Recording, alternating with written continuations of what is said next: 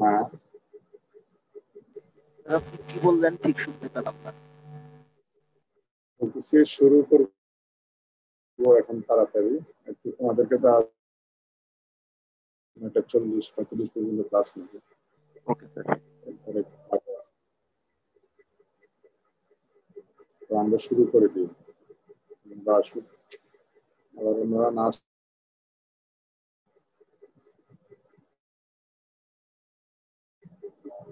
Screen দেখতে পাচ্ছ, slide? Yes sir. জি স্যার।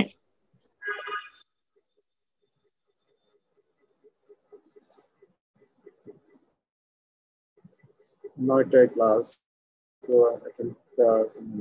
টাইমলি অ্যাটেন্ড করা উচিত, আগে তো ক্লাস নেই।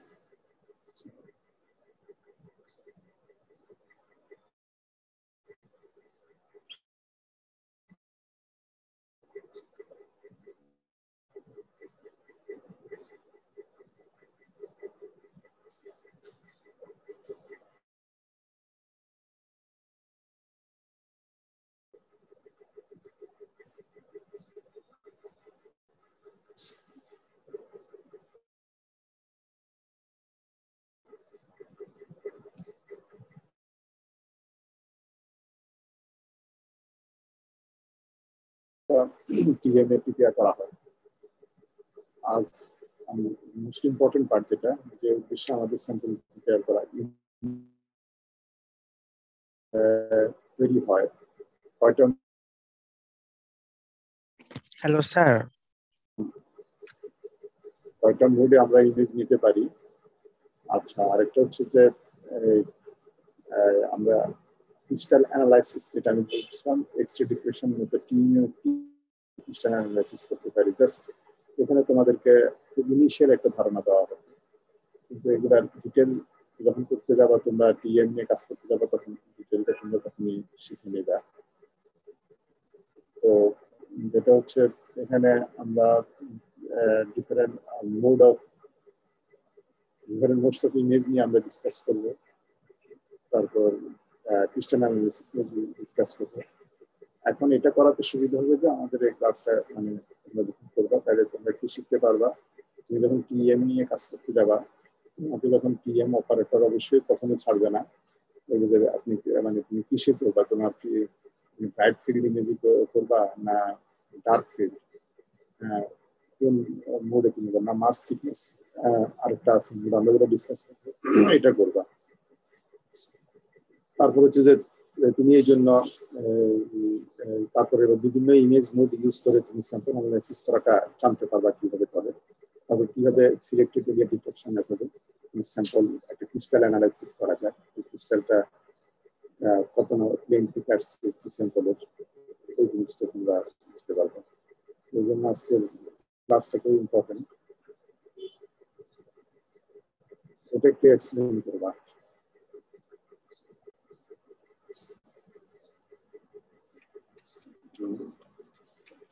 আমার কথা শুনতে পাচ্ছ? Yes sir. সুমিত করবা? আমি স্যার আরেকটু কমপ্লিকেটেডটা করি। এটা এটা স্যার খুব ট্রিভিয়াল। সহজ, সহজ। এটা কে করবে? রোল 3 করবা নাকি? রোল 3 পড়ছো? রোল 3 আছে? হ্যালো স্যার, রোল শুনতে 3 পাচ্ছেন? Hello hello. শুনতে পাচ্ছি। তুমি তুমি করতে পারবা? তুমি করতে পারবা নাকি?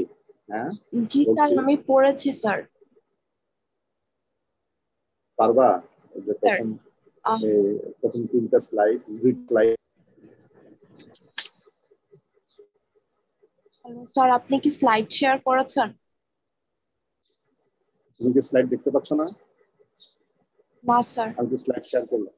এই তোমরা কি সবাই স্লাইড শেয়ার দেখতে পাচ্ছ? ইয়েস স্যার, আমি দেখতে পাচ্ছি। তোমরা আচ্ছা স্যার, আমি আমার নিজের মোবাইল থেকে দেখে দেখে বলছি। জি স্যার, তো প্রথমে আমরা হচ্ছে ইমেজ মোড গুলো দেখতে পাচ্ছি। এখানে হচ্ছে অরিজিন অফ কন্ট্রাস্টের কথা বলা হয়েছে। সো আমরা জানি যে ইলেকট্রন বিমটা একটা থিন ফিল্মের সাথে এখানে ইন্টারঅ্যাক্ট করে। অ্যান্ড এইখানে এই এবং এটা ইনালাস্টিক্যালি স্ক্যাটারিং করবে একদম একটা থিন বলা একটা খুবই ইউনিফর্ম একটা ফিল্মের উপরে, যেখানে হচ্ছে সবগুলো ইম্পর্টেন্ট ইনফরমেশন থাকবে। তারপর হচ্ছে এই প্রসেসের ম্যাস, থিকনেস, কন্ট্রাস্ট, তারপর diffraction, contrast, phase contrast, etcetera থাকবে। হ্যালো। হ্যাঁ, শুনতে পাচ্ছি। এখানে প্রথম যে কথাটা বলি, ইলাস্টিক্যালি আর ইনইলাস্টিক্যালি যে ইন্টারেকশন, যেটা এটা একটা ইম্পর্টেন্ট ফ্যাক্টর। এখানে দুটা কথা যেটা বলা হলো যে ইলাস্টিক ইন্টারেকশনটা তোমার কন্ট্রাস্ট কন্ট্রোল করবে। কন্ট্রাস্ট তো বুঝতে পারছো যে দুটো জিনিসের ভিতরে তোমার যে ডিফারেন্স আছে কন্ট্রাস্টের ভিতরে। আর ইলাস্টিক স্কেটারিং থেকে তুমি কেমিক্যাল কম্পোজিশনের ইনফরমেশনটা পাবা ইলাস্টিক স্কেটারিং। এখন ইলাস্টিক ইনইলাস্টিক এটা আমরা পরে দেখব। এরপরে যেটা যেটা বলতেছিল, এখানে আমরা বেসিক্যালি টিএম এর তিনটা মোডে তোমার ইমেজ ফর্ম করে, একটা মাস থিকনেস, একটা ডিফ্লেকশন কন্ট্রাস্ট, একটা ফেজ কন্ট্রাস্ট। আমরা এখানে দুটো মাস কন্ট্রাস্ট এবং ডিফ্লেকশন কন্ট্রাস্ট নিয়ে বেশি আলোচনা করব। ফেজ কন্ট্রাস্ট যেটা, এটা একটু কমপ্লিকেটেড, এটা শুধু ডেফিনেশনটা তোমাদেরকে বলা হবে আর কি। আর যদি ছবিটি যেটা দেখো, ছবিটা একটু এক্সপ্লেন করো, ছবিটাকে এক্সপ্লেন করতে পারবা? বলছি। জি স্যার।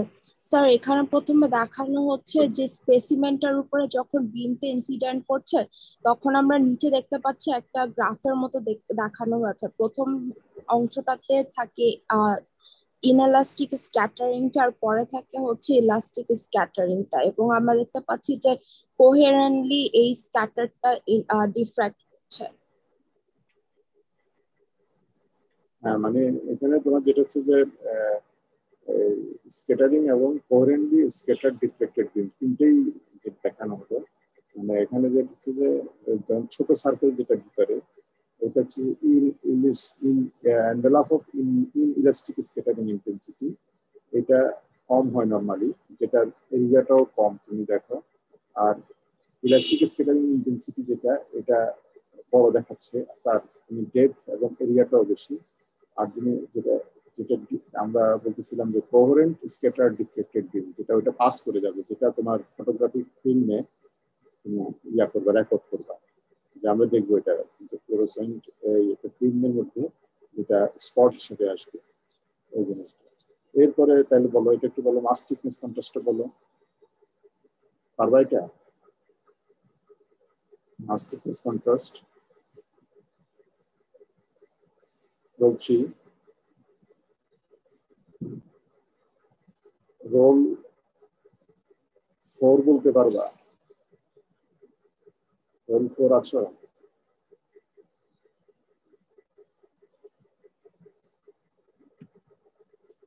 না স্যার, ও নাই আর কি। তুমি বলো তাহলে। আচ্ছা, সো স্যার মাস থিকনেস কন্ট্রাস্টে বলা হয়েছে যে আমাদের যে রিয়েলিস্টিক্যালি স্ক্যাটার্ড ইলেকট্রনটা ডিপেন্ড করতেছে হচ্ছে অ্যাটমিক স্ক্যাটারিং ফ্যাক্টরের উপর। এখন এই অ্যাটমিক স্ক্যাটারিং ফ্যাক্টরটা আসলে ইনক্রিজ করে যদি একটা জিনিসের অ্যাটমিক নাম্বার বাড়ে বা টোটাল নাম্বার অফ অ্যাটম বাড়ে। আর জিনিসটা লজিক্যাল বিকজ হইতেছে যদি হাই অ্যাটমের নাম্বার বাড়ে তাহলে হইতেছে ওই ফিল্মের থিকনেসটা বাড়তেছে এবং মোর চান্সেস বাড়তেছে ওই ম্যাটেরিয়ালটা সাইডে ডান দিকে বাম দিকে ডিফ্লেক্ট হয়ে যাওয়ার জন্য। তো আমরা এখানে একটা ছবিতে দেখতে পাচ্ছি যে একটা প্রাইমারি বিম এসে যদি একটা স্যাম্পলে হিট করে তাহলে ওই বিমগুলা বিভিন্নভাবে স্ক্যাটার হয়ে যাচ্ছে বিভিন্ন ডিরেকশনে। আমরা ওই স্ক্যাটার বিমকে বলতেছি হচ্ছে আইডি। তো এটা যদি আমরা অবজেক্টিভ লেন্সের উপর ফেলি তাহলে আমরা একটা অ্যাপারেচার সেট করে দিই, তাহলে আমি যেই মানে ছোট্ট জায়গা দিয়ে আলো ঢুকতে দিচ্ছি সেটা বাদে বাকি সব পোর্শনটাতে আর আলো ঢুকতে পারবে না। তো এই স্পেসিফিক পোর্শন দিয়ে আলো ঢুকে তারপর আমি যদি একটা ডিস্টেন্স মেনটেন করি তাহলে আমি ফাইনালি একটা রেজাল্ট পাবো, যেখানে আমি একটা ব্রাইট আর ডার্ক স্ক্রিন পাবো, যেখানে আমি ডিফারেন্সিয়েট করতে পারবো আসলে যে কি ধরনের ম্যাটেরিয়ালে কি ধরনের ইম্প্যাক্ট আছে আর কি।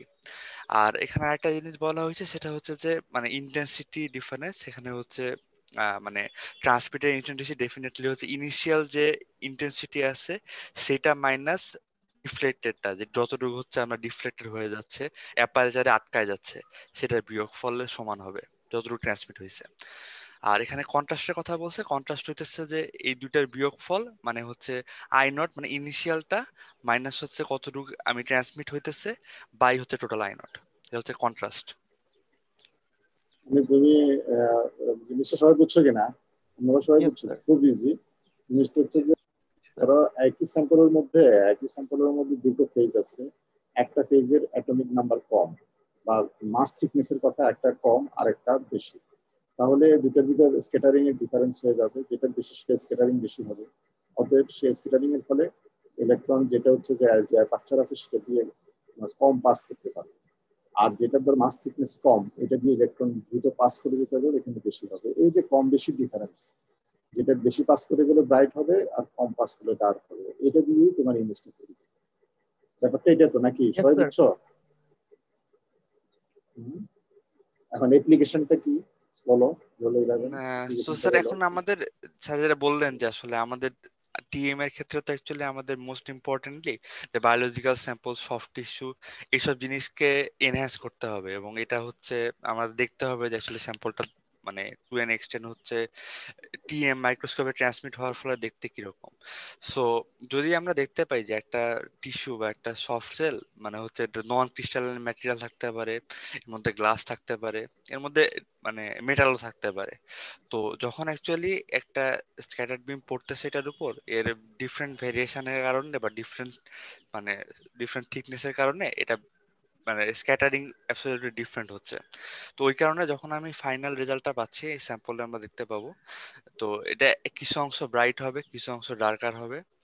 আর আরেকটা জিনিস হচ্ছে যে আরেকটা কমন ইম্প্যাক্ট হচ্ছে দ্য কন্ট্রাস্টটা হচ্ছে স্মলার অবজেক্টিভ অ্যাপারেচার, মানে আমি অ্যাপারেচারটাকে কন্ট্রোল করে এবং ভোল্টেজকে কন্ট্রোল করে এই মানে এই ব্রাইটনেসকে রিডিউস বা ইনক্রিজ করতে পারি আর কি। তো এই জিনিসটাই এখানে ছবিতে দেখানো হয়েছে। হ্যাঁ, আমি আর একটু ক্লিয়ার করি। এটা হচ্ছে ধরো লাইফ সায়েন্সের কথা বলা হচ্ছে, আমরা যখন টিস্যু অ্যানালাইসিস করি, টিস্যু বায়োলজিক্যাল সায়েন্সে, টিস্যু অ্যানালাইসিস করতে গেলে এখানে ধরো ডিফারেন্ট টিস্যু আছে, কিন্তু টিস্যুগুলোর মধ্যে তোমার দেখা যাচ্ছে মাস থিকনেস যে কন্ট্রাস্ট এটা কিন্তু কম থাকে টিস্যুগুলোর মধ্যে। মাস থিকনেস বলতে কি অ্যাটমিক নাম্বারের ডিফারেন্সের কারণে, থিকনেসের কারণে ইত্যাদির কারণে ডিফারেন্স হয়। তাহলে তুমি যদি দেখা যাচ্ছে যে দুইটা পাঠাও তাহলে এখানে কোনো কন্ট্রাস্ট ক্রিয়েট করে না, অর্থাৎ দুই টাইপের টিস্যুর ভিতর কোনো ডিফারেন্স আসে না। কথাটা ক্লিয়ার কিনা? এখন তুমি করো কি, এখানে একটা হেভি মেটাল দিয়ে স্টেনিং করো। কি হেভি মেটাল কি হবে, এই হেভি মেটালটা যখন তুমি এই টিস্যুটাকে ভিজিয়ে দিবা, ভিজিয়ে আবার এটাকে উঠে নিবা, দেখা যাবে যে এক টাইপের সেল এই হেভি মেটালটাকে অ্যাবজর্ব করে নিচ্ছে, আর এক টাইপের কম নিচ্ছে। এই কম বেশি একটা ডিফারেন্সের কারণে যেটা বেশি নিবে সেখানে স্ক্যাটারিং বেশি হবে, এবং এই আর যেটাতে কম অ্যাবজর্ব হবে সেটাতে দেখা যাবে যে তোমার স্ক্যাটারিং বেশি হবে। যার মানে কি দাঁড়াবে, তার মানে কি দাঁড়াবে, যেটাতে কম অ্যাবজর্ব হবে সেটা ব্রাইট দেখাবে, আর যেটাতে বেশি অ্যাবজর্ব হবে সেটা তোমার ডার্ক দেখাবে। এই ডার্ক আর ব্রাইটের যে একটা ডিফারেন্স চলে আসলো, এটার কারণে তখন এই দুইটা টিস্যুর তুমি যদি ছবিতে দেখো মরফোলজি তোমার ভেসে আসবে, তুমি যেটা চাচ্ছ সেটা পাবে। কথাটা কি বুঝছো কিনা কনসেপ্টটা? Yes, sir. যে স্টেনিং এর যেটা heavy metal tissue straining procedure যেটা। জি স্যার। হ্যাঁ, আর পরে সেকেন্ড প্যারাগ্রাফে যেটা বলতেছে, যদি এটা আমাদের আমাদের জন্য যেটা বলা হচ্ছে, এটা ওইটা বাকিটা হচ্ছে যে এটা মেডিকেল সায়েন্সের, আর আমাদেরটা যেটা হচ্ছে আমাদের ইঞ্জিনিয়ারিং যেটা বলা হচ্ছে, এটা বিশেষ করে নন ক্রিস্টালাইন মেটেরিয়ালস এর জন্য তোমার এরকম হয়। বলা হচ্ছে যে ধরো একই মেটেরিয়ালস এর দুটা গ্লাসি ফেজ আছে, দুটা গ্লাসি ফেজ হলে দেখা যাবে যে অবশ্যই যেহেতু দুটো গ্লাসি ফেজ, দুটার তোমার মাস থিকনেস কন্ট্রাস্টটা ডিফারেন্ট হবে। এটা আর তেমন কিছু করা লাগবে না, তুমি ডিরেক্ট যখন তুমি পাস করে দিবা, হ্যাঁ, ইয়াটা ইলেকট্রন বিমটা, তখন এখানে যে কোথাও তোমার স্ক্যাটারিং কম হবে বেশি হবে, যার ফলে ব্রাইট আর যে এটা ডিফারেন্স হবে তুমি কন্ট্রাস্ট পাবা। রিপ্লিকান তো তুমি দেখছো যে তোমরা নিজেরাই রিপ্লিকানের কিভাবে করছো, যে কার্বনের একটা ফিল্মের উপর তোমার কার্বনের একরকম ইয়া হবে, স্ক্যাটারিং হবে কার্বন ফিল্মের, যা তার উপর যে রিপ্লিকাটা, যে প্রেসিপিটেট অথবা যে ফেসটা, যে পার্টিকেলটা আছে ন্যানো পার্টিকেলটা, তার একরকম হবে। এই যে ডিফারেন্স হচ্ছে সেখান থেকে তোমার কন্ট্রাস্ট তুমি পাবা। আর লাস্টে যে কথাটা বলবো তারাতে বলছে যে staining besides staining, common effective techniques to increase contrast include using a smaller objective aperture and using a lower acceleration. বলতেছে যে স্টেনিং ছাড়া তুমি যদি করতে চাও তাহলে অ্যাপারচার সাইজটা তুমি ছোট করে দিবা এবং এই অ্যাক্সিলারেশন ভোল্টেজটা কমাই দিবা। কিন্তু আবার এখানে একটা সমস্যা আছে, তুমি যদি অ্যাক্সিলারেশন ভোল্টেজটা কমাও তখন তোমার টোটাল ব্রাইটনেসটা কমে যায়। আলটিমেটলি ব্রাইটনেস যদি কমে যায় তাহলে তোমার কন্ট্রাস্ট আবার কমে যাবে। এখানে একটু তোমার অপটিমাইজ করতে হবে। এরপর আছে ডিফ্লেকশন মোড। এটা কে বলবে? স্যার এই স্লাইড গুলো আমি বলতে পারবো। বলো। এখন ডিফ্রাকশন কন্ট্রাস্টের ব্যাপারে যেটা বলা হয়েছে, এটাই কিন্তু আমাদের ক্রিস্টালাইন স্পেসিমেন বলতে ডমিনেট করে। আমি তো জানি যে ডিফ্রাকশন হচ্ছে সবকটা ইলেকট্রনিক স্যাম্পলের সবকটা ইলেকট্রনই হচ্ছে একসাথে কোহেরেন্টলি কালেক্টিভলি স্ক্যাটার করে, এবং এটা এক্স এর মতো ইলেকট্রন স্ক্যাটারিং আর এক্স এর ইলেকট্রোম্যাগনেটিক ওয়েভ স্ক্যাটারিং একই প্রিন্সিপাল দিয়ে এক্সপ্লেইন করা যায়। তো এখন এই ডিফ্রাকশন বিমের ইন্টেন্সিটিটা ইচ্ছা করলে আমরা কমিয়ে দিতে পারবো যদি উপরের যে অ্যাপারচার আছে এই অ্যাপারচারের ডায়ামিটারটা আমরা কিছুটা ব্লক ব্লক করে দিই। ওটা অনেকটা মাস ডেন্সিটি কন্ট্রাস্টের মতোই হয়ে যায়। মানে যতটুকু অংশ আহ, আহ, মানে এটা পাথ লেন্থ, মানে ঠিক পাথ লেন্থ না, মানে এটা সামনে পাথ যদি কিছুটা ব্লক করে যায় তাহলে ডেন্সিটি অনেক, তাহলে এই রেড ডেন্সিটি অনেকটা কমে যাবে। কিন্তু তার চেয়ে এখানে একটা পার্থক্য হচ্ছে, আমরা ওই আগের স্লাইডে দেখেছিলাম যে মাস ডেন্সিটি কন্ট্রাস্টের ক্ষেত্রে কোন অ্যাঙ্গেলে রেটা পড়লো, স্যাম্পলটা কোন দিকে একটু হেলে আছে সেটার উপরে খুব একটা বেশি ম্যাটার করে না, কেন আফটার অল সব তো মোটামুটি একই দিক দিয়ে অ্যাবজর্ব হবে। কিন্তু ডিফ্রাকশন প্রসেসটাই যেহেতু অ্যাঙ্গেলের উপরে খুব বেশি সেন্সিটিভ, সেজন্য এই যে এর ফলে যে কন্ট্রাস্টটা জেনারেট হবে সেটাও এই স্যাম্পলে খুব সামান্য টিল্টিং এর জন্যই ইউজুয়ালি চেঞ্জ হয়ে যেতে পারে। তো এবার আমরা নিচের ছবিগুলোতে কিন্তু এই একই কথা আছে। স্যাম্পলের কিন্তু ঠিক নিচেই আছে অবজেক্টিভ লেন্স, এবং এই অবজেক্টিভ লেন্স কিন্তু এই ডিফ্রাক্টেড হওয়া যে বিমটা, টু থিটা অ্যাঙ্গেল যে ডিফ্রাক্টেড বিমটাকে কনিক্যাল আকারে চলে আসছে সেটাকে একদম স্ট্রেট করে দেয়, এবং তারপরে ব্যাক ফোকাল প্লেন সাথে করে আরো অনেকটা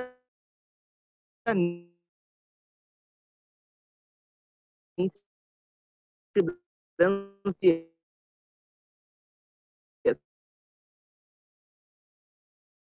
স্ট্রেট করে দেওয়া হয়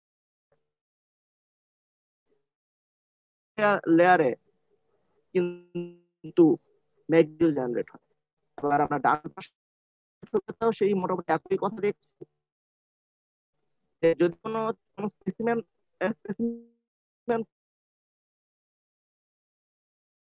থাকে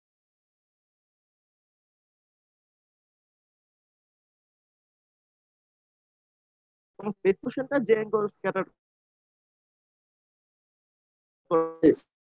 ডিফ্লেকশনের মধ্যে করবে তার কি ফলে দেখছো যে এক্সট্রা বিম করছে একটা সেন্ট্রাল এক্সট্রা ট্রান্সমিটেড একটা পয়েন্ট সেন্ট্রাল। তোমরা ইউআরলি একটু ভাবো, তুমি যখন স্যাম্পলটা ইউএল ডিসপ্লের মাঝখানে রেখেছো, তারপর যখন স্পেসে, তাই না, রিসপোকাল রেখেছে, সেন্ট্রালটাকে 0 0 করছে, তাই না, এরপরে সারফেসে যেগুলা কাট করছে সেগুলো ডিফ্লেকশন করছে, তাই না। এখানে তুমি যদি ঠিক একইভাবে চিন্তা করো যে সেন্ট্রাল যেটা এটা চলে যাচ্ছে, এটা ট্রান্সমিট, আশেপাশে যে ফোকাগুলো দেখতেছো এগুলো আসলে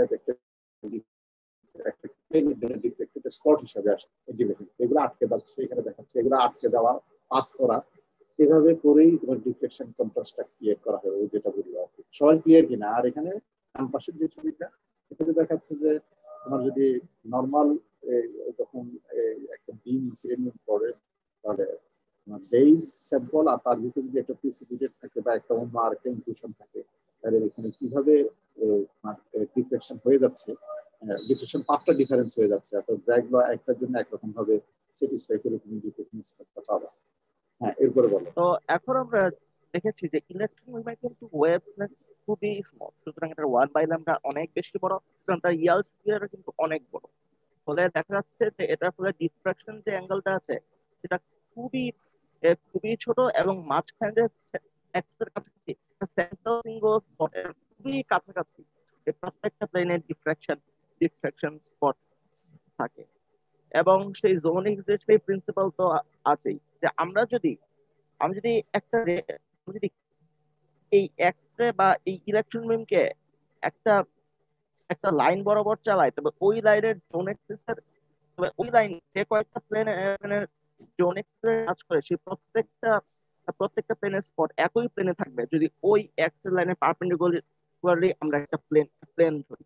বাম পাশের ছবিতে কিন্তু সেই একই কথাটা বোঝানো হয়েছে। একদম সবার নিচের ছবিটাতে বোঝানো হচ্ছে আমরা যে নর্মালি যে ডিভাইস পাউডারের মধ্যে যে কোনটা দেখি ডিবাই কোন, সেই কোনের ছবি। আর আর একদম ওপরের বাম দিকে ছুঁয়ে দেখা দেখা যাচ্ছে যে ইয়ল স্কেলের রেডিয়াস অনেক বেশি বেশি হয়ে যায়। এটা একই প্লেনের মানে এক রেসিপ্রোকাল ল্যাটিসে একই প্লেনের পাশাপাশি কয়েকটা পয়েন্ট মানে পাশাপাশি থেকে কয়েকটা রিয়াল প্লেনকে একসাথে কাট করে ফেলছে, যেটা কিন্তু ইয়ল স্কেলের রেডিয়াস অনেক বড় হওয়ার জন্যই হচ্ছে।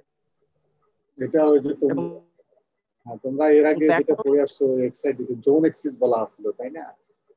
যে জোন এক্সিস এই কথাটা বামে ওইখান থেকে এটা এক্সাইটেড থেকে নিয়ে আসা হয়েছে। যে এখানে দেখো এই কথাগুলো এখানে বলা আছে, এখানে এই যে কথাগুলো যেটা দেখানো হচ্ছে এটা দেখো কি বলছে বলো, সুমিত বলো।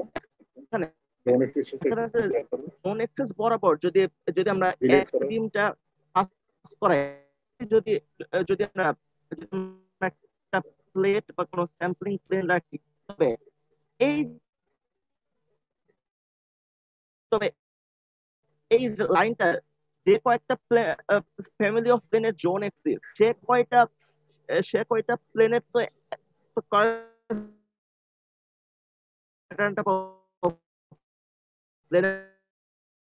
ডিফ্লেকশন প্যাটার্ন তার বিমটা পাস করায় এবং ওই প্লেনের উপর থাকবে।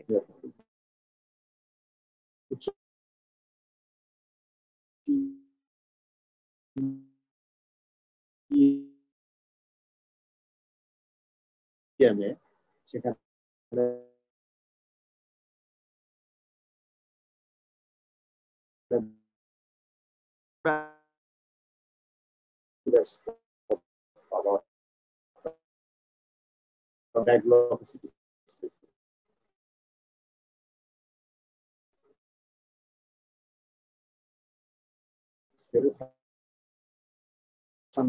স্পটগুলা পাবা যে কোন কোন পয়েন্ট থেকে বা কত অ্যাঙ্গেলে তুমি এটা পাচ্ছ।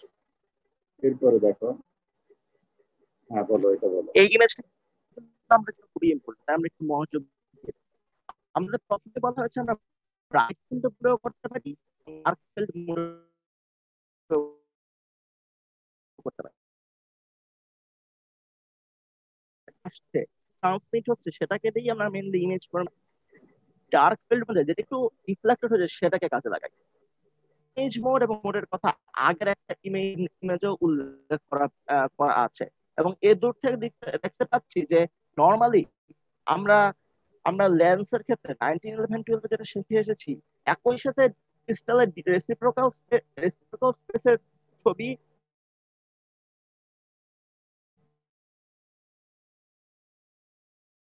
আর রিয়েল ছবি, মানে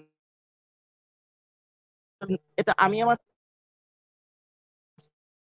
স্লাইড, এটা আমি আমার এটা বোঝাই। বলো।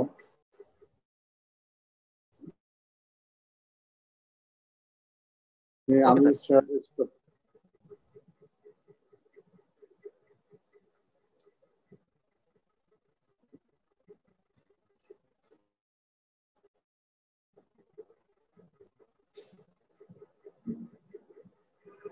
সামন্ত সেন প্রাইমারি স্কুল কে? আমরা ভাবতেছি স্কুল এখানে স্কুল থেকে ঢুকছে কিনা, মানে আমাদের কোনো ছাত্র স্যার এই রোলটাকে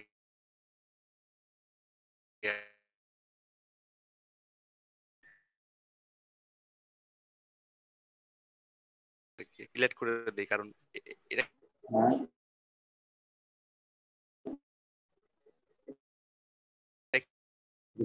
রিমুভ করে দিব। স্যার আপনি চাইলে রিমুভ করে দিতে পারেন, মানে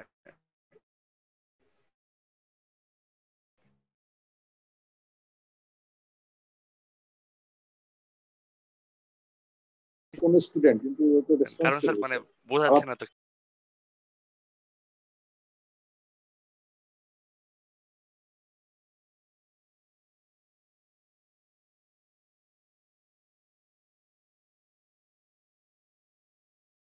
শুরু করছি। জি স্যার, আপনি রিমুভ করে দেন। রিমুভ করে দেন স্যার, কারণ মানে বলা যায় না। আচ্ছা ঠিক আছে, হ্যাঁ শুরু করো।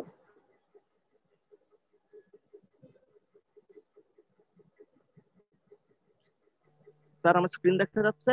হ্যাঁ দেখা যাচ্ছে। তোমরা দেখতে ওকে, পাচ্ছ? তাহলে সবাই দেখতে পাচ্ছ? বলো। আমি অন করিনি। ঠিক আছে, এখন আমরা এই ইমেজটা দেখি। দুটো ইমেজ কিন্তু মোটামুটি একই জিনিস বোঝাচ্ছে, কারণ মতো এখানে এসএডি আর এখানে অবজেক্টিভ অ্যাপারচার। ঠিক আছে, আমরা যে কোনো একটা অ্যাসিডিটি কি ইমেজ বলো? দিই। সিলেক্টেড অ্যাসিডিটি কি বলো? Angle diffraction. Selected selected angle area, diffraction. Area বলবে, selected area diffraction. Okay sir, ঠিক আছে। বলো। এখন আমাদের কার্সরটা তো দেখা যাচ্ছে, তাই না? আমার কার্সরটা দেখা যাচ্ছে না? হ্যালো? তোমরা দেখতে পাচ্ছ? হ্যাঁ। তোমরা কি? হ্যাঁ বলো, রেসপন্স করো। এখন এটা হচ্ছে আমাদের স্পেসিমেন। এই স্পেসিমেন থেকে অবশ্যই নির্দিষ্ট একটা অ্যাঙ্গেলেই ডিফ্রাক্টেড বিমটা চলে আসবে। সুতরাং আমরা বলতে পারি না যে এই রেটা এবং এই রেটা, এই দুটো রে সেম সেট অফ প্লেন থেকে ডিফ্রাক্টেড হয়ে এসেছে এই দুটো রে, সেটা আমরা বলা যায়, তাই না? সুতরাং এখন এই দুটো রে যেহেতু অনেকটা দূরে দূরে আছে, মানে ডাইভার্জেন্ট হয়ে যাচ্ছে, এখন এই লেন্সটা যখন কনভার্জ করবে, এই দুটো যখন একই পয়েন্টে মিলে যাবে, তখনই তো সেখানে ডিফ্রাকশনের স্পটটা দেখা যাবে। এখন আমরা দেখি এই স্পট বরাবর এটা এসছে এই ডিফ্রাকশন পয়েন্টে, এই স্পট থেকে মিলে এসছে এই ডিফ্রাকশন পয়েন্টে। যারা একটু সতর্ক তারা তো অবশ্যই বুঝে ফেলছে যে এই দুটোর পাথ লেন্থ ইকুয়াল না। কিন্তু ভাই এটা তো আসলে ইলেকট্রোম্যাগনেটিক লেন্স। ইলেকট্রোম্যাগনেটিক পাথের ভেতর দিয়ে চলার সময় আমরা কাচের লেন্স বুঝি, কাচের লেন্সের একই পাথ যে রেগুলো ফলো করবে তার তো কোনো মানে হয় না। এই লেন্সের ভেতরের সিস্টেমেই ইলেকট্রনের ফেজটাকে একটু চেঞ্জ করে কিন্তু এই ম্যাগনেটিক ফিল্ড এমন ব্যবস্থা করতে পারে যাতে এই দুটোর অ্যাকচুয়ালি ইন ফেজে থাকে। এই দুটো যদি ইনিশিয়ালি ইন ফেজে থাকে তবে এটাও ইন ফেজে থাকবে, ফলে রেসিপ্রোকাল স্পেসকে আমরা এই একই পয়েন্টের উপর দেখতে পাবো। এবং এই একই ভাবে এ দুটো যেটা সরাসরি সোজা চলে আসছে, সেই সোজাটা আবার কনস্ট্যান্ট হয়ে এই পয়েন্টেই চলে আসবে।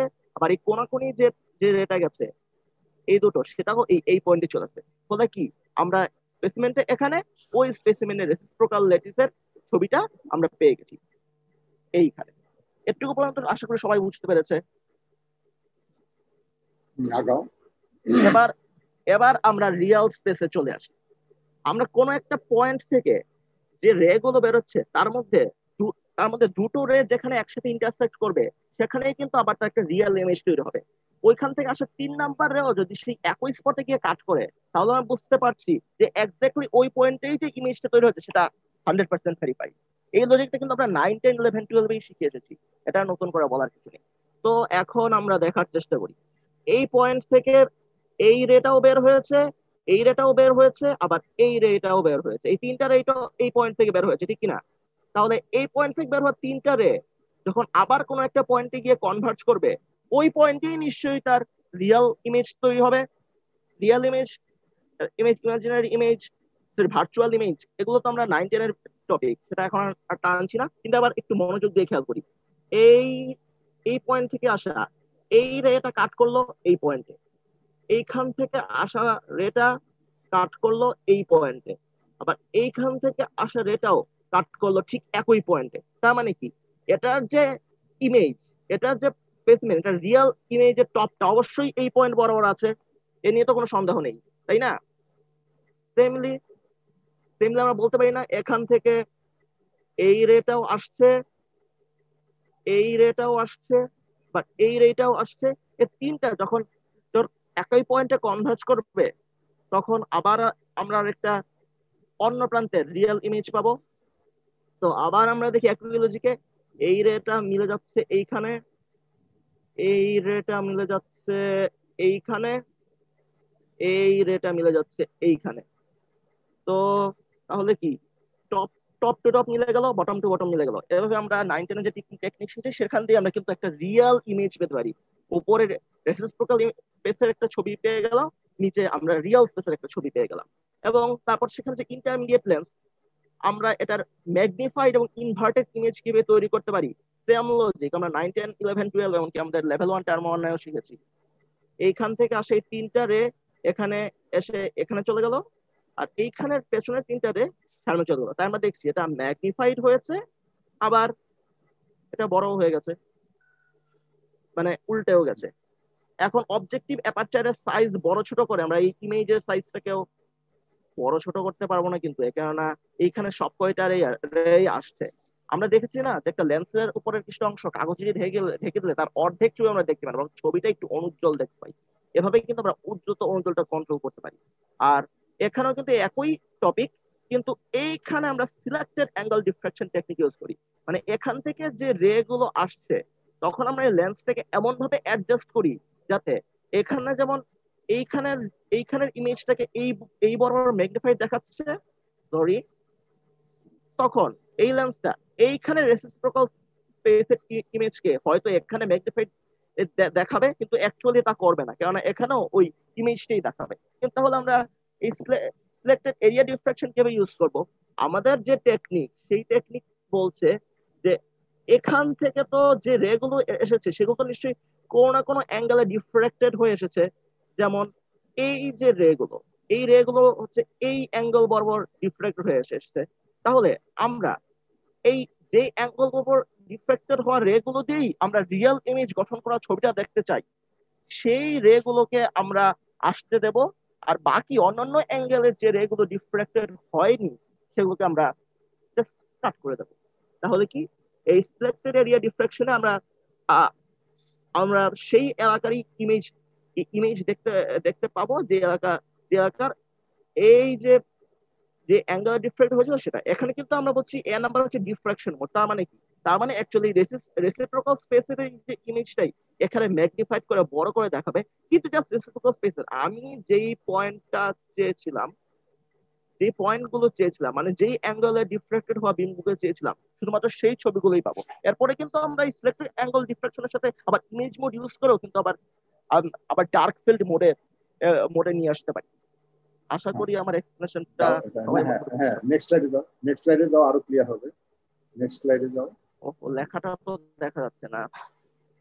ঠিক আছে, ওকে, আমি বরং এসকেপ করে দেখাই। ঠিক আছে, মানে এখন আমরা ইমেজ মোডে কিন্তু আমরা এটা আগেও বলেছি যে ইমেজ মোডে কিন্তু আমরা যে ছবিটা আছে সেটাকে আমরা ফোকাস করে একটা ফ্রোজেন ক্যামেরা রিয়েল ইমেজটা দেখাই। আর ডিফ্রাকশন মোডে আমরা ডিফ্রাকশন প্যাটার্নটা দেখাই, এবং ওটা কিন্তু সেই ব্যাক ফোকাল প্লেনে, মানে পেছনের ফোকাল প্লেনটাতেই আমরা দেখাই। এবং সেটা যে ফ্লোরসেন্ট স্ক্রিন হতে হয় সেটা তো আর বলাই বাহুল্য। তো আমি যে কথাটা কিছুক্ষণ আগেই বলেছিলাম, তো সেটাকে আবার দেখি। তো এখন আমরা বলেছিলাম না যে ব্রাইট ফিল্ড ইমেজ যেটা ট্রান্সমিট হয় সোজা। সুমিত একটু থামো। এটা আগের যে স্লাইডটা এক্সপ্লেইন করছে তার এখানে কনক্লুশন হচ্ছে এখানে যে ইমেজ মোডে তোমার ফ্লোরোসেন্ট স্ক্রিনে সরাসরি চলে যাবে। তুমি মাস থিকনেস তোমরা দেখছো না যে মাস থিকনেস কি হচ্ছে, সরাসরি ডিরেক্ট চলে যাচ্ছে না, চলে যে নিচে ফ্লোরোসেন্ট ফিল্ম আছে সেখানে যে তোমার কন্ট্রাস্ট ডিফারেন্স তুমি ইমেজ পাচ্ছ। ইমেজ মোডটা অনেকটা এরকম। হ্যাঁ, আর ডিফ্লেকশন মোড যেটা, সেটা তুমি কিভাবে পাবা? এরকম স্পট পাবা। ওখানে তুমি আগের স্লাইডে যে বাম পাশের ফিগারটা এক্সপ্লেন করছে, এটা হচ্ছে রিয়েল। এই যে এগুলো প্রতিটা স্পট হচ্ছে যে এক একটা ডিফ্লেকশন প্লেনের জন্য ডিফ্লেক্টেড বিম। আর সেন্ট্রালে যেটা দেখতেছি এটা ট্রান্সমিটেড বিম, অর্থাৎ যেটা ডিরেক্ট পাস হয়ে গেছে। এখন এই জিনিসটা আরো সহজে বোঝার জন্য এই যে এখানে পরের ফিগারটা এক্সপ্লেন করো। ঠিক আছে, নিচের ফিগারটা ব্রাইট ফিল্ড ইমেজ এবং dark field image. But bright field ইমেজে কি, সরি, যেটা সরাসরি আসছে ট্রান্সমিটেড হয়ে সেটাকেই আমি ইমেজ তৈরির কাজে ব্যবহার করছি, কিন্তু যেটা একটু টু থিটা অ্যাঙ্গুলার ডিফ্রাক্টর হয়ে যাচ্ছে সেটাকে আমি দিচ্ছি না। এটাকে আমি বলছি ব্রাইট ফিল্ড ইমেজ। ট্রান্সমিটেড রে দিয়ে আমি ইমেজটা তৈরি করবো। আর ডার্ক ফিল্ড ইমেজে টু থিটা মানে নির্দিষ্ট একটা অ্যাঙ্গেলে যেটা ডিফ্রাক্টেড হয়ে গেছে সোজা আসা বিমের ক্ষেত্রে আমি সোজা আসা বিমটাকে আটকে দেবো, কিন্তু ওই যে টু থিটা অ্যাঙ্গেলে যেটা সরে গেছে ওটাকে আমি যেয়ে দেবো। বা আমি এরকমও করতে পারি যে আমি ইনকামিং বিমটাকে এমন হয়ে ঘুরিয়ে দিলাম যাতে সোজা আসতে গেলেই এই এক্স এর সাথে টু থিটা করে আসতে হয়। তাহলে আমি অ্যাক্সেস বরাবরই এই অ্যাপারচারটা রাখলাম, আর আসল ট্রান্সমিটেড বিম মানে যেটা এখন এইটার সাথে টু থিটা অ্যাঙ্গেল করে থাকবে সেটাকে এখন আমি বাধা দিলাম। বুঝছো সবাই? এটা মানে ব্রাইট ফিল্ড ইমেজে এক কথা হচ্ছে ট্রান্সমিটেড বিমটা পাস করে যাবে, আর ডার্ক ফিল্ড ইমেজে তুমি ডিফ্লেক্টেড মানে কি, যে উপরের ফিগারে তুমি স্পট দেখছো না, এই স্পটের যে কোনো এক স্পটটাকে এখানে আইডি হিসেবে ট্রিট করা হচ্ছে। এটা সেন্ট্রালটা হচ্ছে যে সেন্ট্রালে বড় ফোনটা, এটা কার্সরটা রাখো ইয়াতে সেন্ট্রালটা, এটা হচ্ছে যে বাম পাশে ব্রাইট ফিল্ড ইমেজে ডিরেক্ট পাস হয়ে যাচ্ছে। আর এই ডিফ্লেক্টেড ডার্ক ফিল্ডে কি হচ্ছে, তোমার সাইডের যে স্পট গুলো দেখছো, যে কোনো একটা স্পটকে তুমি পাস করাচ্ছ। কথা কি বুঝছো? তা এখন তুমি এটাকে অপটিক্যাল যে অ্যাপারচার সেটাকে স্লাইড করেও পারো, অথবা সেটাকে ফিক্স রেখে তুমি যদি স্যাম্পলটাকে একটু টিল্ট করে দাও তাহলে দেখা যাবে যে তোমার আইডিটা অর্থাৎ যে ডিফ্লেক্টেড বিম যেটা সেটা স্ট্রেট হয়ে যাচ্ছে, সেটা অ্যাপারচার দিয়ে পাস হচ্ছে। এইভাবে করে bright field dark field image করা হয়। তুমি লাস্টে দুইটা লাইন পড়ো, এগুলো একটু ইম্পর্টেন্ট। লাস্টের দুইটা লাইন এর আগের স্লাইডে। ওকে স্যার, আমি বরং আগের স্লাইড ওকে স্যার, আগে আগের স্লাইড এসকেপ করতে দিন। হ্যাঁ, তাহলে আগের স্লাইডগুলোতে ফিরে যাই। এই যে এখানে লাস্টের দুইটা লাইন একটু আমি এটাই বলছিলাম যে ব্রাইট ফিল্ড ইমেজ হচ্ছে ট্রান্সমিটেড বিমটাকে আমি পাস করতে দেবো, যেটা আমি কিছুক্ষণ আগে বললাম। এবং সেটা কিন্তু মাস ডেন্সিটি কন্ট্রাস্টের মতোই হবে, তখনও ওই সোজা বিমটাই যাচ্ছিল এবং সেটা থিকনেস ডিফারেন্স জন্য। আর ডার্ক ফিল্ড ইমেজের ক্ষেত্রে আমি বললাম যে যে কোনো একটা নির্দিষ্ট অ্যাঙ্গেলে ডিফ্রাক্টেড বিমকে আমি পাস করে দেবো এবং সেটাই অবজেক্টিভ অ্যাপারচার বরাবর পাস করে।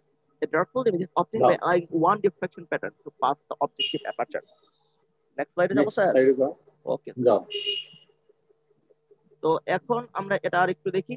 এখন ব্রাইট এবং ডার্ক ফিল্ড মোডের ক্ষেত্রে আমাদের তাহলে চয়েস করে নেব। আমরা মনে করি যে আমাদেরকে টার্গেট হচ্ছে একটা নির্দিষ্ট অ্যাঙ্গেল থেকে নির্দিষ্ট অ্যাঙ্গেল বরাবর স্যাম্পলের যে রেগুলো স্ক্যাটার্ড হয়েছে ওগুলো দিয়ে আমরা ইমেজ ফর্ম করব। তাহলে সেটা আমরা কি করে করতে পারি? আমরা তো আগে তো আমাদের ইমেজটা চুজ করতে হবে, মানে একটা ইমেজ মোডে গিয়ে আগে আমরা যে ক্রিস্টালটা খুঁজছি সেটা আমাদের ফাইন্ড আউট করতে হবে। তারপর আমাদের ডিফ্রাকশন প্যাটার্ন অন করে দিতে হবে। তো ডিফ্রাকশন প্যাটার্নে একটা সেন্ট্রাল স্পট, এর তো বলার অপেক্ষা রাখে না। তারপর আমরা ডিফ্রাকশন মোডের ইমেজটাকেই আস্তে আস্তে ডানে বামে নড়াতে থাকবো, ডানে বামে সামনে পেছনে। তো তারপর যে কোনো একটা ডিফ্রাক্টেড প্লেন সিলেক্ট করব, মানে রেসিপ্রোকাল স্পেসের একটা পয়েন্ট। ওই পয়েন্টটা নিশ্চয়ই সেন্টার থেকে নির্দিষ্ট অ্যাঙ্গেলে অবস্থিত, মানে ওই প্লেনটা নিশ্চয়ই ওই প্লেনের নিশ্চয়ই কি বলবো একটা নির্দিষ্ট প্লেনার স্পেসিং আছে এবং ওটার জন্য একটা নির্দিষ্ট অ্যাঙ্গেলের ডিফ্রাকশন ঘটেছে। সুতরাং আমরা যদি কেবলমাত্র এই ডিফ্রাকশন স্পটটাকেই যে এই সেন্ট্রাল স্পটের সাথে এই স্পটের প্লেনটা যে অ্যাঙ্গেল ডিফ্রাকশন করেছে ওই অ্যাঙ্গেল ডিফ্রাক্টেড হওয়ার রে দিয়েই আমি ডার্ক ফিল্ড ইমেজটা তৈরি করতে চাইছি। তো এখানে একটা কথা বলা হয়েছে যে টিএমএ আমাদের ইনস্ট্যান্ট বিমের ডাইরেকশনটাকে কিন্তু মুভ করা হয়, অ্যাপারচারটাকে মুভ করা হয় না। আর এখানে তো যে কথা আগেই বললাম যে এটা নিশ্চয়ই একটা প্লেনার স্পেসিং ইন্ডিকেট করে এবং এটা নিশ্চয়ই একটা অ্যাঙ্গেলকে ইন্ডিকেট করে। এক্স্যাক্টলি ওই অ্যাঙ্গেলের খুব সামান্য বামে ডানে হয়ে গেলেই নিশ্চয়ই ওই পিকের থেকে সামান্য ডানে বামে সরে যাওয়া হবে। ওই যে ডিফ্রাকশন প্যাটার্ন আর পাউডার ডিফ্রাকশন প্যাটার্নের পিকটা যেমন শার্প হয়, ঠিক তেমনই এখানের যে ইমেজ গুলো আছে সেই ইমেজটাও টিল্টিং অ্যাঙ্গেলের প্রতি খুবই সেন্সিটিভ হয়। তো এখন আমরা এই ইমেজটা দেখি, এখানে হয়তো 1 ডিগ্রির একটা কম টিল্টিং করা হয়েছিল। 1 পয়েন্ট সেটা ডার্ক ছিল, সেটা ব্রাইট হয়ে গেছে। 3 নাম্বার যেটা পুরোপুরি ব্রাইট ছিল সেটা আমাদের ডার্কনেস চলে এসেছে। কি জন্য হচ্ছে এটা বলো একটু। ওই যে তোমার কি হচ্ছে একটা ট্রান্সমিটেড থেকে আরেকটা কি হয়ে গেছে বলো। আমি তো বললাম যে এটা হচ্ছে ডার্ক ফিল্ড ইমেজের ক্ষেত্রে এরকম হয়েছে। এবং আমরা যেভাবে বলেছিলাম যে আমাদের ডার্ক ফিল্ড ইমেজটা তার অ্যাঙ্গেলের প্রতি খুবই সেনসিটিভ, যেমন করে ডিফ্রাকশন প্যাটার্নের পিকের যে অ্যামপ্লিটিউড সেটাও তার অ্যাঙ্গেলের প্রতি খুব বেশি সেনসিটিভ, তাই না? যে 0.1 ডিগ্রি এদিক সেদিক হলেও পিকের হাইট অনেক বেশি উঠে নেমে যায়, মানে অ্যাবসলিউটলি শার্প পিক তো হয় না কিন্তু খুবই শার্প পিক হয় এবং সেটার ইফেক্টই হচ্ছে এটা। আমরা এই স্পেসিমেনকে 1 ডিগ্রির চেয়েও বেশি টিল্ট করে ফেলছি, ফলে হয়তো এখানে যেটা ছিল একদম এক্স্যাক্টলি আমরা যে টুথটা দেখলাম সেই টুথটা এখন তো সেই টুথটা থেকে 0.1 ডিগ্রি সরে গেছে, ফলে ওখানেই তো এখন আর ফুললি ইন ফেজ বা ফুললি শার্প পিক অবস্থায় নেই, ফলে সেটা এখন একটু ডার্ক হয়ে গেছে। আর এই রিজন যে 1, সেই রিজন 1টাও তো হয়তো আগে ওই পুরোপুরি যে অ্যাঙ্গেলটাতে আমি সিলেক্ট করেছিলাম মানে সেটা মিলছিল না, এখন সেটা মিলে গেছে, এখন ব্রাইট হয়ে গেছে। মানে যেটা হচ্ছে যে এখানে তোমরা এখন বুঝছো এখন কেন আমার এই দুটো করা দরকার। একই সাথে একই স্যাম্পলের আমি দুটো চুজ কেন করবো। তুমি যদি ভালোভাবে দেখো ফিগারটা, দেখো ফিগার এ, এখানে বড় গ্রেনটা দেখো, এখানকার বড় গ্রেন, এই যে এটা কালো গ্রেনটা দেখো, এটার মধ্যে আরো কিছু জিনিস আছে কিন্তু এখানে ক্লিয়ার না। তুমি যখন এটা এই চেঞ্জ করে ফেলা dark Yes, field sir. Image. হ্যাঁ, তুমি দেখো এই ডার্কটাই ডানে যাও, ব্রাইট হয়ে গেল। এই যে দেখো এটার মধ্যে যে দুটো জিনিস, দুটো তোমার ফেজ বা দুটো পার্টিকেল এই দেখা যাচ্ছে, এটা কিন্তু পার্টিকেল ক্লিয়ার হয়ে গেল ওখানে কিন্তু। Yes, sir. হ্যাঁ, এখানে কিন্তু এটা ক্লিয়ার বোঝা যাচ্ছে না। তেমনি কারণ এখানেও দুই এটা স্যার বুঝলাম, তেমনি এখানেও কিন্তু এটা খুব বেশি ক্লিয়ার না যে এটার ভেতরে অন্য কোনো ফেজ আছে কিনা, কিন্তু যখনই আমি অ্যাঙ্গেলটাকে একটু চেঞ্জ করলাম তখনই কিন্তু এর ভেতরে এই প্যাটার্নটা ডিসলোকেশন হতে পারে, কোনো ইনক্লুশন হতে পারে, ইট ক্যান বি হোয়াটএভার। কিন্তু এখন কথা হচ্ছে যে এই অ্যাবসলিউট ব্রাইটনেস থেকে একটু ডানে বামে সরিয়ে কিন্তু আমরা এই স্পটটাকে দেখতে পেয়েছি। তার মানে কি, আমরা এই ডিফ্রাকশনের অ্যাঙ্গেলটাকে সিলেক্ট করে একটা প্লেন বরাবর যে অ্যাঙ্গেলে ডিফারেন্স সেটা সিলেক্ট করে কিন্তু আমরা এরকম খুব সূক্ষ্ম যে ফেজের যে অবস্থান সেগুলো কিন্তু আমরা দেখে ফেলতে পারি, এবং এটাই হচ্ছে ডার্ক আচ্ছা, ফিল্ড তোমরা বুঝতে পারছো? আশা করি সবাই বুঝতে পারছো। হ্যাঁ, কথা বলো। জি স্যার। হ্যাঁ, এবং তাহলে যদি বুঝে পারো, রোল 8 আছে না? রোল 8 আছে, রোল 8 আছে। স্যার আমি কি এখন স্ক্রিন শেয়ার বন্ধ করব? হ্যাঁ, না থাক, অসুবিধা নেই, থাক। রুল 8 বলো, এই যে ফিগার 3.18 এর মধ্যে কোনটা তোমার ডার্ক ফিল্ড আর কোনটা ব্রাইট ফিল্ড ইমেজের জন্য?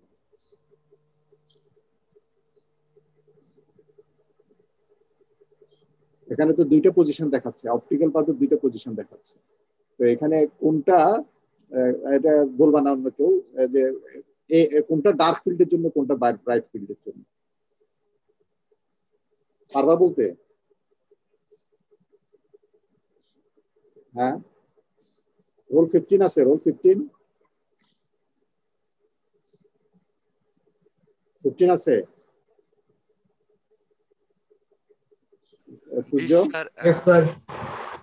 রোল 15 আছো? তুমি শুনছো? এই পর্যন্ত আমাদের কথাবার্তা শুনছো? শুনছি, হ্যাঁ, শুনেছিলা? আমার কথা শুনতে পাচ্ছ? শুনছো তুমি? হ্যালো স্যার, আমাদের লেকচারটা শুনছো? আপনার কথা। হ্যাঁ, আমাদের এই লেকচারটা শুনেছো? লেকচার শুনছো?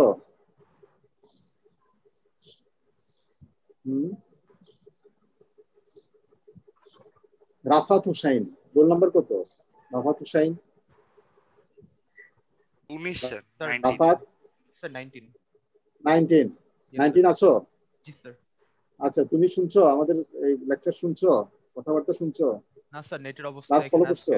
না স্যার, নেটের অবস্থা এখানে ভালো না স্যার। আজকেও ভালো না? না স্যার, আমার জয়েন দিতে 20 মিনিট দেরি হয়েছিল। তাহলে তুমি শুনতে পারো নাই?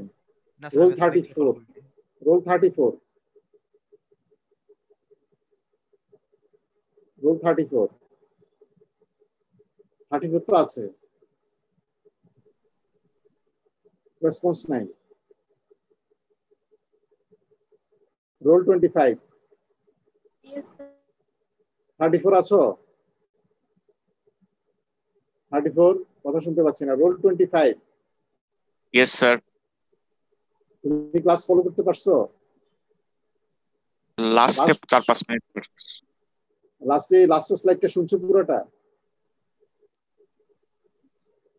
তুমি কি এটা বলতে পারবা 3.18 এ এটা এখানে কোন ফিগারটা এ আর বি দুইটা তোমার ইয়া দেখাচ্ছে, অপটিক্যাল পাথ দেখাচ্ছে, কোন পাথটা ব্রাইট ফিল্ডের জন্য কোনটা ডার্ক ফিল্ডের জন্য বলতে পারবা?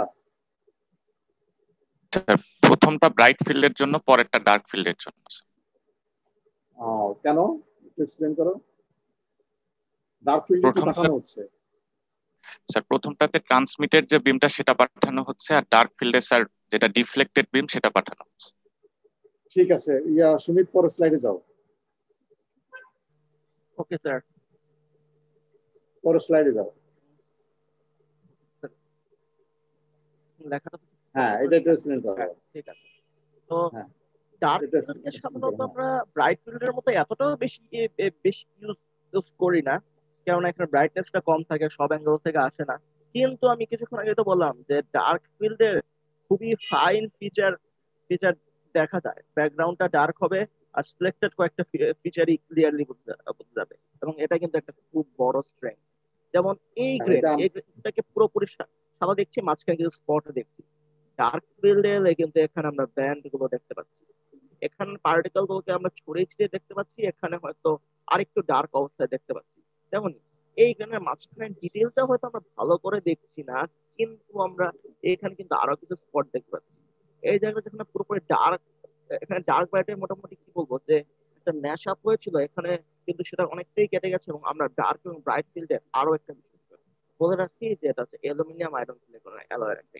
এটা এটা তাহলে সুমিত আমার তাহলে মোটামুটি আমরা এটা ক্লিয়ার হয়েছে আগের ছবি এবং এখান থেকে যে কেন আমরা দুটো ইমেজ ইউজ করে মানে ইমেজ আমরা ইউজ করব একই ফিল্ডের, একই এরিয়ার, একই স্পটের করে আমরা ডিটেল ফিচার্সটা যাতে আমরা বুঝতে পারি সেজন্য এটা একটা বড়। তারপর ইয়াটা পড়ো, তো পরের এখন আমরা সেন্ট্রাল স্পট কিন্তু একটাই, ডিফ্রাকশনের যে প্লেন সেটা কিন্তু অনেক, সুতরাং আমরা একটাও যদি সেন্ট্রাল স্পট থাকে আমরা কিন্তু এগুলো যে অনেকগুলো প্লেন আছে আমাদের যে কোনো একটা প্লেন সিলেক্ট করতে পারি। তার মানে কি ব্রাইট ফিল্ড ইমেজ এই ডিফ্রাকশন সেন্ট্রাল স্পট থেকে আমি একটাই পাবো, কিন্তু ডার্ক ফিল্ড ইমেজ এই ডিফ্রাকশন যে কোনো চুজ করে আমরা অনেকগুলো পাবো।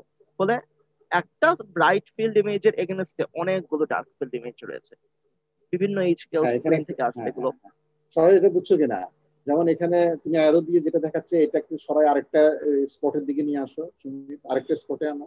হ্যাঁ, এটা আরেকটা স্পটের দিকে চুজ করো। এটাও হতে পারে, হ্যাঁ এটাও হতে পারে, এটাও হতে এটাও হতে এটা পারে। এটা কেন করবা? শোনো, এটা কেন করবা এটাও ইন্টারেস্টিং। আসলে এগুলা একটা গেম আর কি, তোমার গেমিং এর মতো।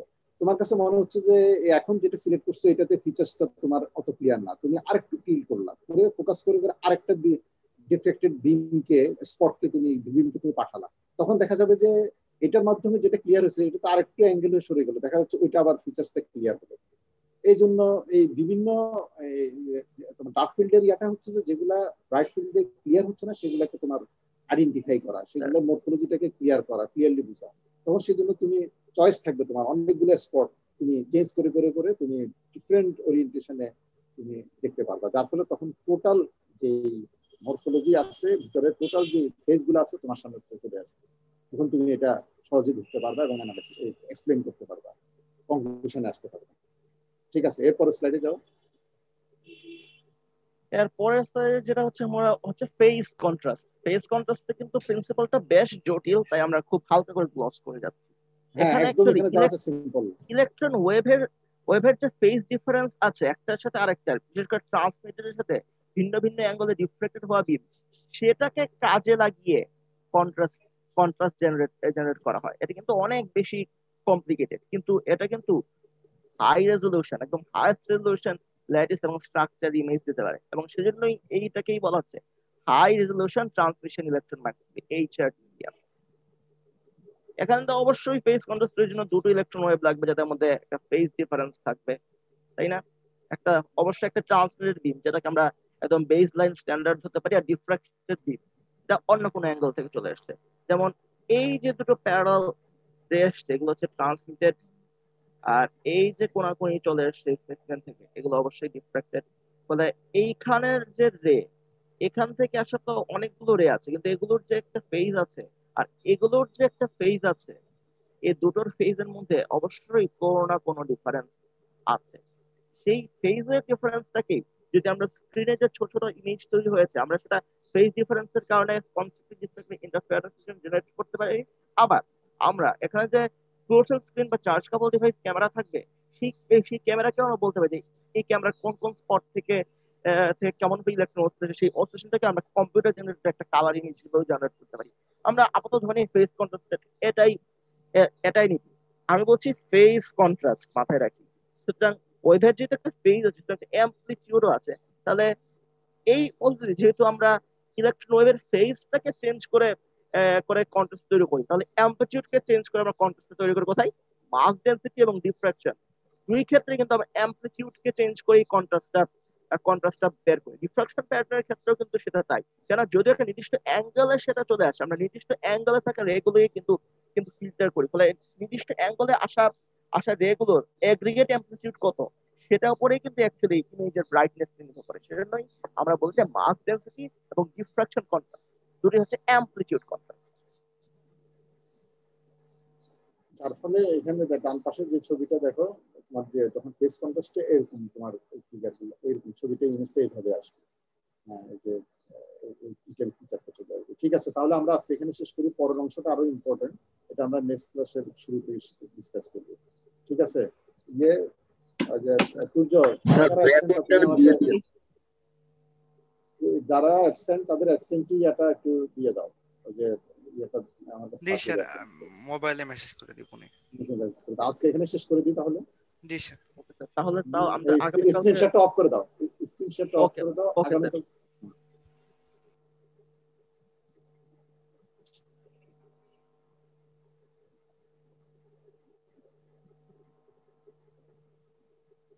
ওকে স্যার, অফ করে দিলাম। ঠিক আছে, তুমি এটা নোট করছো সূর্য? জি স্যার, নোট করেছি। তাহলে আমি মিটিং থেকে বের হয়ে যাই। জি স্যার। ক্লোজ করে দিই ক্লাস। জি স্যার। ঠিক আছে, সবার সাথে তাহলে শনিবারে দেখা হবে ইনশাআল্লাহ। আচ্ছা, আসসালামু আলাইকুম।